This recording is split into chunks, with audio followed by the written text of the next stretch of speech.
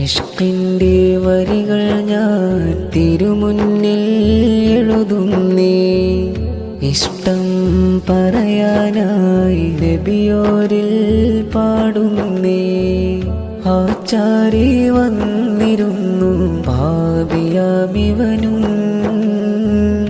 ആ നൂറിൽ ചേർന്നിടുമ്പോൾ എന്തൊരു കുളിരും. ഇഷ്കിൻ്റെ വരികൾ ഞാൻ തിരുമുന്നിൽ എഴുതുന്നേ. ഇഷ്ടം പറയാനായി നബിയോരിൽ പാടുന്നേ.